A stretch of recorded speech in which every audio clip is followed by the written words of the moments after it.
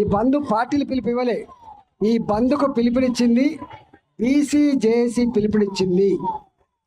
దానికి ఇవాళ కింద ఏం జరుగుతుందో వాళ్ళకు రిపోర్ట్ ఉంది కాబట్టి అనివార్యంగా అన్ని పార్టీలు కూడా ఇవాళ బీసీ జేఏసీ ఇచ్చిన పిలుపును ఇవాళ అమలు చేసే పరిస్థితి వచ్చింది, దానిలో పాల్గొనే పరిస్థితి వచ్చింది. సంతోషం, దీన్ని కాదంటలేదు. కానీ ఇవాళ ఈ ఉద్యమం ఇక్కడితో ఆగుతుంది అనుకుంటే అది వెరీ బాగోలుతనమే. ఫస్ట్ టైం తెలంగాణ చరిత్రలో ఓబీసీల డిమాండ్ మీద, బీసీల డిమాండ్ మీద ఇవాళ రాష్ట్ర వ్యాప్తంగా బంద్ సక్సెస్ అవ్వడం మొట్టమొదటిసారి జరుగుతూ ఉంది. 52% జనాభా.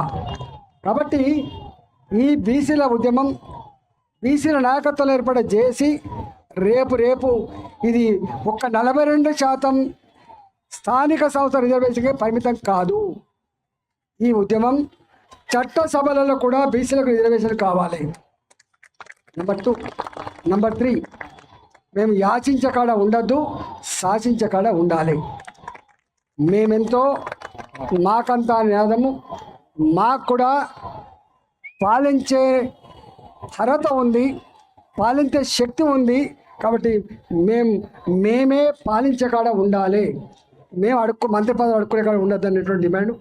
ఈ డిమాండ్ తప్పకుండా ఇవాళ సక్సెస్ కాకపోవచ్చు, కానీ 100% సక్సెస్ అయి తీరుతుంది. ఇది ఎందుకంటున్నా అంటే ఎన్నిసార్లు జరిగిన తెలంగాణ ఉద్యమం 1952 ఇడ్లీ సాంబార్ గో బ్యాక్ అణచివేసిండ్రు, ఆగలే. 69లో పుట్టుకొచ్చింది, 69లో అణచివేసిండ్రు, ఆగలే. మళ్ళీ 2001లో పుట్టింది.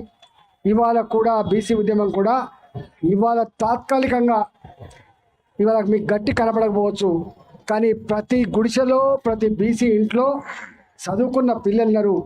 వాళ్ళు తప్పకుండా ఇది న్యాయం కదా, సాధించుకోవాలని తపన ఉంది. కాబట్టి ఇవాళ నేను ఒకటే ఈ సందర్భంగా పిలుపునిస్తున్నా, ఇది ఆశయాన్ని ముద్దాడేంత వరకు ఐక్యంగా ఉందాం, ఐక్య ఉద్యమాలు చేద్దాం.